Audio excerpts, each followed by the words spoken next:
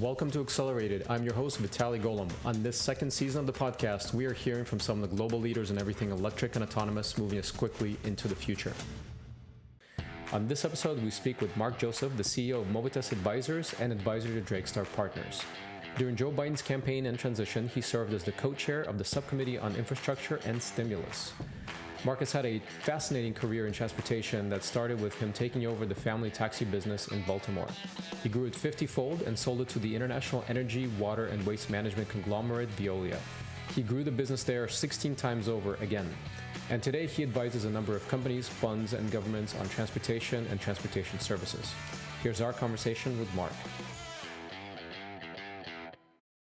Mark, thank you very much for being on Accelerated. Appreciate your time. Had a busy schedule. I want to start at the beginning.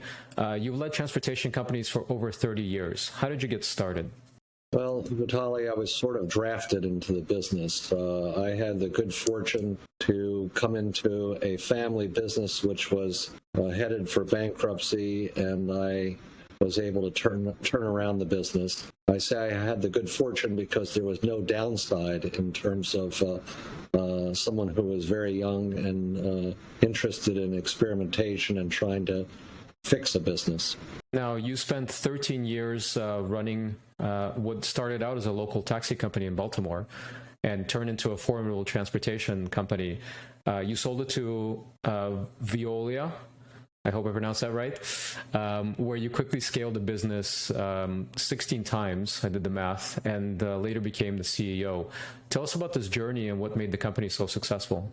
Yeah, I mean, this was a very interesting road that we took.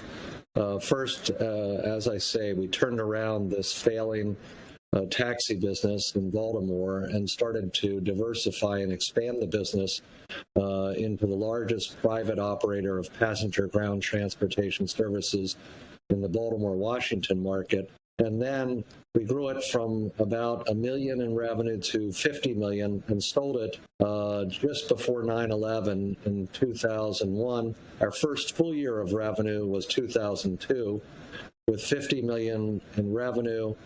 We became an unlikely platform for Veolia, the world's largest environmental company, to enter the U.S. in the transportation business. And we grew it from 2002 to 2008 from $50 million to $1 billion, and from 2008 to 2012 to $1.5 billion, with 20,000 employees, 200 locations, and it was a fantastic journey. And so I did that. We can talk about how that growth was accomplished, but 70% of the growth was organic and 30% inorganic or M&A. So it was a combination of the two, but it was a really a great experience in doing that. Sounds like a fantastic ride, no pun intended.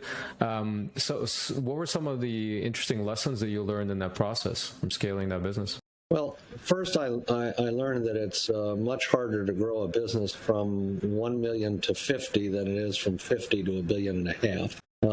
The transition from running a family business and being an entrepreneur to being a professional manager in a global enterprise was highly workable and enjoyable. And I found that actually I think I became a better manager and leader working in this very large international company rather than having all of the family's sort of chips on the table in a private business.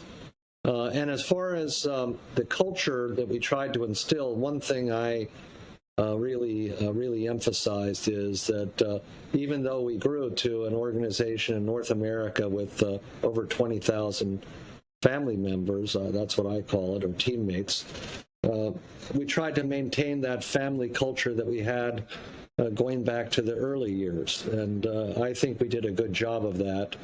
And we maintained a very close relationship with our clients and really thanks to having the benefit of being in a global enterprise we were able to bring best practices from around the world, from 20 countries, and bring those ideas to our clients that I think really helped us take the lead in the industry. It's interesting that you talk about the team members as family, because that's really kind of what, for example, made HP famous in the HP way, where all the entire company was treated as a family. And in more recent years, tech startups are criticized often for not really treating employees as family members anymore, but really team members that are interchangeable on the field of battle. So it says a lot, I think, that you built that company with that focus. Now, you went on to serve as the CEO of Transdev North America. Tell us about that company and the important role it plays in the transportation sector. In the early days, Veolia believed that the problems of cities were around water, waste management, energy, and transportation. And that's what mayors really had to deal with in large part, along with crime and education. But over time, the analysts who really followed Veolia have felt that the transportation business wasn't pure play environmental. And so Veolia decided to gradually exit from the transport business, and they merged their transportation business with Transdev. And initially it was a 50-50 merger, which was a interesting integration of these two businesses, both headquartered in Paris. And then eventually Veolia reduced their holdings to 30% and eventually zero. So I went from Veolia to Transdev through the merger. They had, I would say, similar culture, although Veolia had a much larger business, given the water and the waste management energy business. But as far as the transport business, many of the same customers. There wasn't any overlap in the U.S. There was some in Canada, in Montreal, where we integrated the businesses. But it gave us a stronger position by having both of these companies and a more broad experience. They had a lot of experience in the streetcar or tram business. And then they had the presence, interesting presence in Australia, including the iconic Sydney ferries. And so we did well in the merger, and I think generally it was a very positive experience. Now, these days, you advise a number of funds focused on transportation and other sectors. What are some of the key areas that you see in transportation that are prime for disruption? Well, right now, I think there are, in some ways, this is sort of the perfect storm for disruption. We've seen different cycles of innovation. Some appear to be very, very quick and overnight disruption, but if you think about it, some of this has been in play for many years, including electric vehicles that now are past the tipping point with the announcement by so many OEMs that they will discontinue the ICE or internal combustion engine vehicles. In terms of micromobility, I think that the pandemic accelerated the move towards greater emphasis on micromobility, scooters, e-bikes, regular bikes, pedal bikes. This, in some cities, in London and elsewhere in Europe, Paris, in Spain, a number of cities in Germany and elsewhere, and even here in the U.S., we're becoming increasingly bike-friendly. But during the pandemic, we started to see cities devote more streets to bike lanes, and this helps to expand the market for these type of services. So I expect micromobility to continue and to grow at a faster rate. I think it would be a combination of shared services, shared vehicles, floating or fixed, in terms of the types of scooters and bikes and so forth. At the same time, I think more individual ownership. During the pandemic, you couldn't even buy a bike, it seemed. They're very scarce. But I think there will be more individual ownership of scooters, kick scooters, ride-on scooters, and bikes. At the same time, we've been watching what's happening in the AV world. I think there's been a more recent realization that it takes longer to develop and deploy AVs than was expected previously. But we're also going to start to see geofenced routes and more limited services that will take advantage of this great technology and that will result in better safety and I think some very strong use cases. In other areas of disruption, I think what we're seeing is a change in how people are consuming goods, how our shopping experiences, and this is something I'm particularly interested as it relates to mobility, because I think shopping centers are going to change and be repurposed. Certainly gas stations are going to change and be repurposed. And, we know office buildings and other asset classes in real estate are going to change and be repurposed, some sooner rather than later. But I think we could talk about where there are opportunities to help facilitate that change, and I'm very excited about that.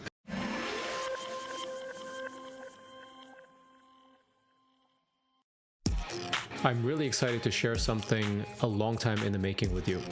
My first online course. Over the years, I've trained thousands of founders through my book, Accelerated Startup, and my infamous Pitching Like a Boss workshops and keynotes. Like I've done for thousands of founders, I will teach you how to pitch like a boss. And for the first time ever, I will be doing it in a cohort-based online course. This is the world's most comprehensive and intensive course for entrepreneurs and future founders on pitching. It will help you craft the perfect pitch for investors and customers. It will also help you master public speaking. Get funded, communicate your vision to grow your team, and dramatically improve sales of any product. Check out golomb.net/pitching, that's GOLOMB.net/pitching for more information. See you there.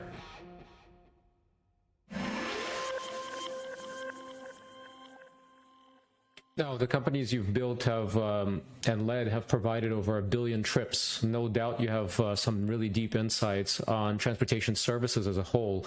What are some of the counterintuitive opportunities you see across electrification and autonomy? Well, first, my sort of approach is to find that white space in between where OEMs and technology companies are trying to figure out how to enter the mobility world with great experience in manufacturing or developing technology, but very limited experience as an operator. And one of the things that seems obvious is that when you start to run operating services around mobility, that you should think about safety, passenger engagement, maintenance, staging, where those vehicles should go, where they should be repositioned, and how you're going to support the operations. And I would say it's almost an afterthought. I can say that some of these companies, including some of the leaders in AV technology, are driven by some brilliant engineers who really are consumed with how the vehicle can learn, how the vehicle can operate independently, how to manage the technology, but almost don't have a clue about customer service and operations. They just really don't have an idea about that. And in some cases, they're trying to tackle the hardest problems first, which are robotaxis, versus, let's say, running autonomous buses along a geofenced fixed route. If you think about running an autonomous bus on a geofenced fixed route where you're running the same route every day. You can map it easier. You can understand the objects on the route, and you can, I think, deploy and adapt much faster than trying to go anywhere in a city. So that should, I think, be fairly basic. But now others are catching on and starting to think about that. The role of teleoperation, do you have the engagement of humans to help navigate vehicles that find themselves, the default in an autonomous vehicle when there's a problem is to stop, and then you need somebody to help that vehicle recover and think about it. That issue around teleoperations then spawned an entire interesting number of applications around industrial uses, so mining, ports, airports, all types of operations for faster deployment and use cases where there's immediate ROI around teleoperation. That to me is interesting. Low-cost autonomy for delivering things like groceries. This is through both a combination of onboard systems and teleoperation as well.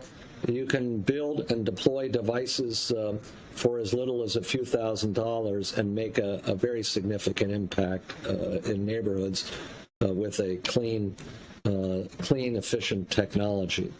And then we will see larger examples of delivery. The e-commerce is not going to slow down.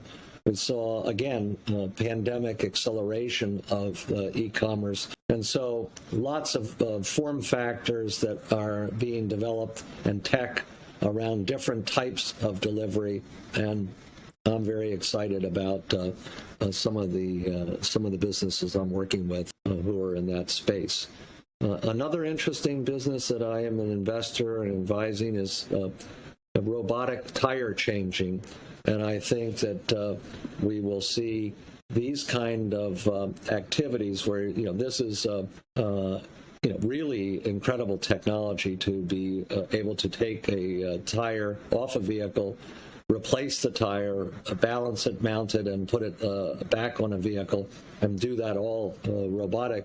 And so I can see then when we think about the use of gas stations or shopping centers or other locations and how we can charge, service, and load and manage distribution, logistics, and service on some of these facilities. That's a great example of repurposing. You've already followed, Vitaly, cloud kitchens, the peak in food delivery, and now getting rid of the front of the house where people are sitting in restaurants and managing just a cloud kitchen from any particular location. And you can start to think about proximity, putting the point of production closer to the point of ultimate delivery. That's fantastic. I mean, nobody really thinks about that. We have autonomous vehicles and there's a big race for that, but then being to autonomously be able to service them and disposables like tires being changed, that's pretty fascinating. Now, I can't think of anybody better to tell me when we're finally going to have those million robo-taxis on the road. Well, first, it's going to, I have the benefit of having a very good friend, Larry Burns, who wrote the terrific book, Autonomy. And I was with Larry last week. He was head of R&D at GM for many years, and he's one who has worked with many of these companies. And I think when we talk about this kind of wide-scale deployment, I think we will see a significant amount of robo-taxis in one form or another in the next 2 to 3 years. We'll start to see a increase in deployments. We might see them with more limited use cases, but widely deployed in, as I say, in sort of geofenced areas. I think we will see a very significant amount of deployment by the next 5 years. But it also will depend a lot on regulation. Certainly, we believe that having autonomous electric vehicles will be safer and cleaner and will offer a lot of opportunities for a variety of folks to access safer, cleaner, and much cheaper. The cost per mile can drop from $1.50 for what would be sort of a cost per mile for a individually owned automobile and driven, and over $2 a mile for a commercial vehicle, to as little as 30 cents a mile or 20 cents a mile. So you're talking about a enormous reduction in cost of operations for vehicles that can be deployed many more hours at a much lower operating cost. And because these vehicles are safer, they can start to be built much lighter because they will avoid accidents. So I think that's what we're going to see, and we're going to see that sooner than a lot of people might think, but it will be managed in different ways and start to be introduced in different ways. And in some countries, it may be faster where there are less regulatory hurdles, although I believe here there's strong interest and certainly very significant investment by so many of the big players, Ford, GM, Waymo, and others. Now, before I wanted to dive in on the regulations in a second, because you had a very important role with what's happening in the U.S. Right now and very soon. But before that, basically in this sector, you have two types of companies going after kind of what we call the future mobility. You have the big established OEMs that have to really turn their big cruise ships into this arena. And then you have upstarts, but both have blind spots. The upstarts oftentimes don't know what they don't know, and the big OEMs are really sluggish to make big moves and spend money. Talk a little bit about how they don't speak the same language and what you've seen on both sides, some of the blind spots that they have. Yeah, this is a great question, and frankly, an area that I learned the hard way.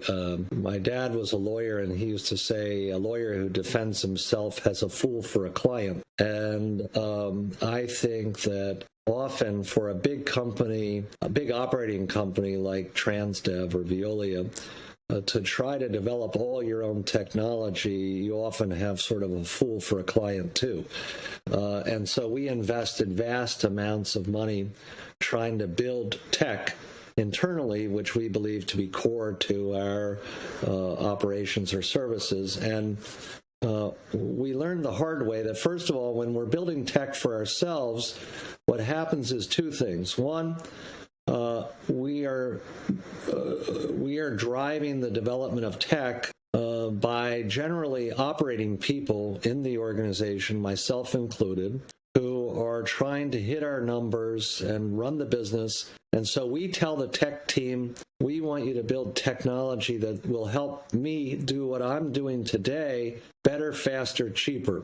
But when you have a startup, the startup is unencumbered by the business model of today in a big company like Veolia or Transdev, and the startup says, well, maybe what you're doing isn't the best model, and maybe we should be doing it entirely different. And then it will be better, faster, cheaper, not your model, your existing model. So the first thing that big companies experience is the innovator's dilemma that Clayton Christensen wrote so well about. And that's whether they can change their business model, whether they can adapt to the disruption, or whether they're married to a business model and trying to build tech around that. The other thing is that having served on the board of a public company in technology space, I spoke to analysts and used to say that what made us a great company was the fact that we had great customers. And when you're building tech inside of a big company for yourself, you're limited in terms of those customers because it's only the internal customer.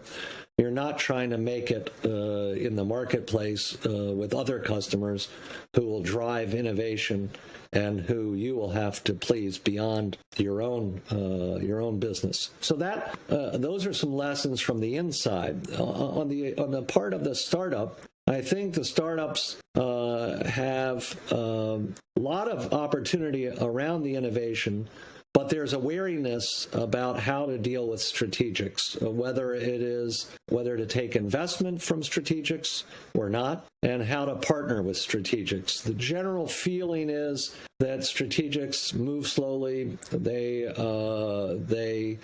are difficult to deal with. You're still dealing with people who have a not invented here mentality, and that's the view of the startup, of the early stage business. And so the way many have adapted to this is through proof or pilots. And by doing pilots, they've then tried to separate and match up groups from both organizations who want to do something that's a discrete project and move quickly on it and prove that this could be game-changing. That approach generally works, but I think one of the things that I would say is that obviously not all companies are created equally, and that some companies are just much better at embracing innovation, working with strategic partners or early stage companies. And so I would say that part of the and you know this from your own experience because you have a great network. It's matching up those companies with the right company to go to market with. And then it's a matter of the cultural fit, it's a matter of the leadership, it's a matter of defining the mission clearly, building trust, and then it's all about execution. Absolutely. Now, I want to shift gears a little bit. During Joe Biden's presidential campaign, you served as the co-chair of the Infrastructure Subcommittee. And the recommendations the committee provided are now the basis for the infrastructure plan making its rounds on Capitol Hill. Can you tell us more about it and what drove kind of the priorities that you set out? Well, I was really lucky to work with some incredible people. The folks who agreed to work on this subcommittee, Infrastructure Policy Subcommittee on Stimulus, were the best and the brightest from around the country who really wanted to see that we could take this opportunity to develop policies which would accelerate this absolutely necessary change. And the president or president-elect at that time or a candidate at that time had a broad vision in terms of building back better for America, and and because of the pandemic, there were several overriding goals, but a couple of them were one, to invest in infrastructure that would create jobs and would address long deferred investment in a number of key areas, all the way from the sort of traditional roads, highways, bridges, tunnels, to broadband, to utilities, to clean water, and other areas, and to do the sort of blocking and tackling around investment in infrastructure. The second thing, besides creating jobs and addressing that deferred maintenance or deferred investment, was to address climate change and to look for a very fast and important investment around electrification to get us back in the game. And this is something the president now has really made a strong case. It's not just about now putting people back to work. It's not just about climate change. It's about competitiveness. There's a race to develop and innovate around. You can see it, and you live it every day around the investment in electrification and a host of related activities, whether it's around energy and energy generation, to battery and battery technology, to vehicle manufacture. But the idea that we would have this overriding issue around climate change and innovation and competitiveness also helped to shape the policy recommendations. And then there's equity and trying to see that, often people who are the poorest are living in the dirtiest areas with the least access to to broadband or at least or access to clean water or other things. So we tried to work within that construct to come up with a list of recommendations where we felt it would address some of those overriding issues. Now, what were, maybe you can give us a little bit more specifics. I think you said there were 10 policy recommendations. What were they? Well, some of them you've heard publicly around 500,000 charging stations to help build out the electric highway of the future so that we can have adequate and help stimulate even more private investment in the way of charging so people don't have range anxiety and will invest further in electric vehicles. Looking to extend the tax credit for electric vehicles. We had this $7,500 federal tax credit, which really helped promote adoption of the Tesla vehicles. Now we have a number of manufacturers who are coming to market with electric vehicles. We had one that brings a smile to my face because after the financial crisis, there was the Cash for Clunkers program, which was remarkably successful at and oversubscribed, really, in terms of under President Obama, getting people to trade in their old fuel-inefficient cars, gas guzzlers, and buy newer vehicles. It helped bring back the auto industry, the manufacturers, who had suffered greatly, including the bankruptcy of GM. And it helped get rid of those other vehicles. And something you may not remember, but when those vehicles were taken off the road, there was a requirement that there was a chemical compound that was put in the engine block so that those vehicles just weren't shipped off to some third world country and then reused and harming the climate. The body parts could be reused, but the engines were not. So we came up with an updated version of Cash for Clunkers called Cash for Flunkers, and this was to take large vehicles, buses, and other really big polluting vehicles and get them off the road with faster accelerated depreciation or accelerated and financing available for replacement of those vehicles and a Buy America provision for those vehicles to be manufactured here in the States and create the jobs that we spoke about earlier. On the grid, one of the big challenges is that there's lots of solar is really equivalent as a cost with and even maybe more favorable than traditional energy production in this country. The challenge is that much of the energy generation for solar or wind is often not where the demand is. And so we realized that there needs to be investment in transmission lines to bring the power to where the demand is. And so that was another policy recommendation. And then we worked on things like free fares for bus riders to help stimulate the use of these public transit services, which had been harmed so much during COVID, and at the same time create equity for people whose often is the case, the second largest expense, household expense, is transportation after the home itself. So this is a way of getting people back on the bus, riding it, promoting the use of these services with free fares. And you start to see some adoption around that in some states, some cities that are promoting that.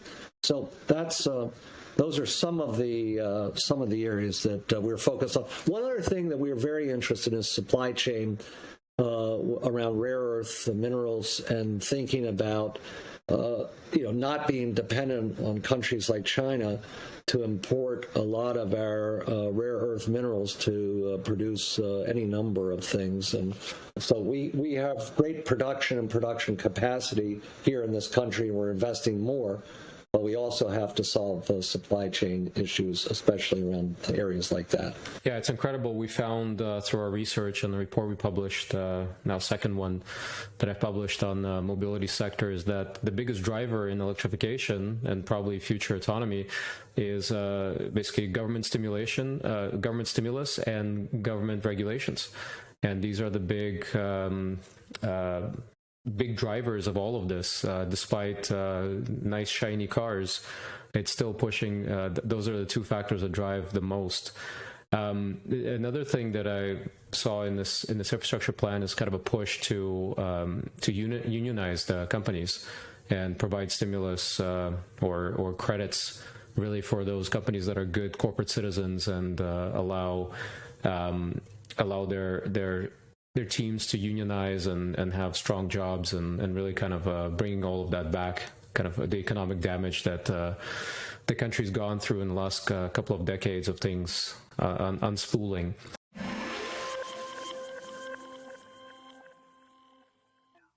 When companies start to catch fire in blitzscale and look for capital to fuel that growth, or look to find the right exit strategy, they often seek the counsel of investment bankers.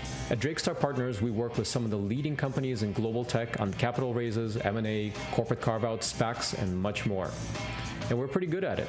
Our team of over 100 technology sector experts across 9 offices in 6 countries is comprised of not only career bankers, but experienced executive venture investors and technologists.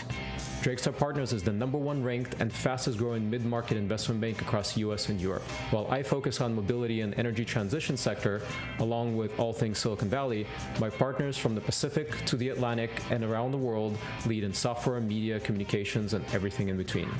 Learn more about us at drakestar.com.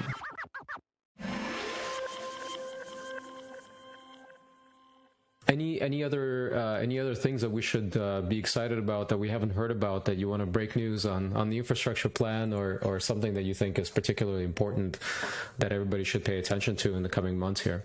Well, I would say, where I live, which is close to Washington, D.C., this is an area that is highly polarized, and everyone follows that and picks which side they're on. But in fact, I think there is a realization now. I think we have to focus on the fact that there's a strong consensus and belief that there should be investment in infrastructure. I think with regard to climate change, what's interesting is that maybe politically some people don't like to acknowledge it or to think about it, but actually, if you're a very conservative politician in Georgia, on the coastal Georgia or South Carolina, or if now you're dealing with a drought in Arizona or Nevada, you're starting to think about, hey, we need solutions to protect the coasts. We need solutions to get water.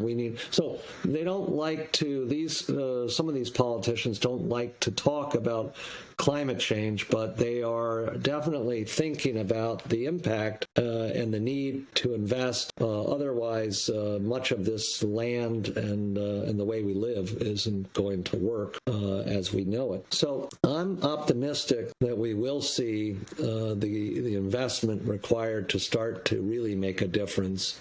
I'm optimistic that a lot of the technology and the private capital, the flow of private capital, continues to be astounding. And I think that the sense is that we are well beyond the tipping point, and we will see rapid adoption of these technologies that come out that will make it a better user experience and a better world.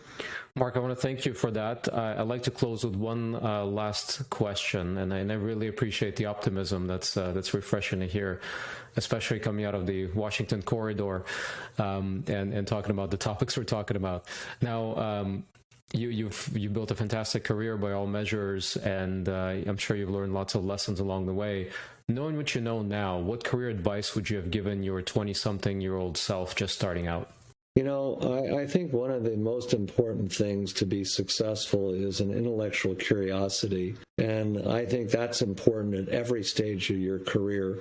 that you have to be curious about how things work, why they work, where are the problems, and what problems need to be solved. And then there's no substitute for rolling up your sleeves and sort of getting into it. And one of the great things about our country and our culture in this country is that there's no shame in failure. So if you give it your best shot, you try hard, you're not going to be an outcast if it doesn't work and you have to try something else. But at the same time, I think perseverance is important.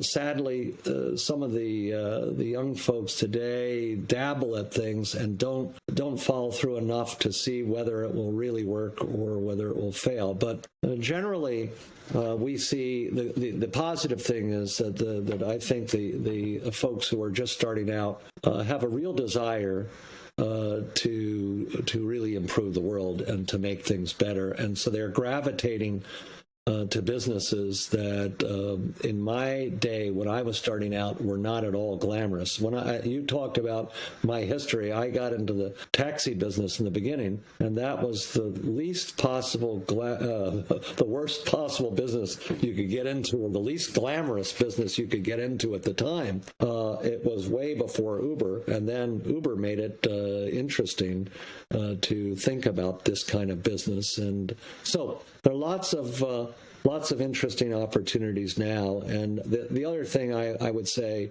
is thanks to you, Vitaly, because when you educate and provide this kind of exposure and share it with folks, and they are interested in listening and learning, I think that opens up the world for them. This was our conversation with Mark Joseph, CEO of Mobitas and one of the architects of President Biden's infrastructure plan. If you enjoyed this episode, don't forget to give us 5 stars on your favorite podcast platform and share with your friends. See you on the next one. And in the meantime, you can always find me at golomb.net.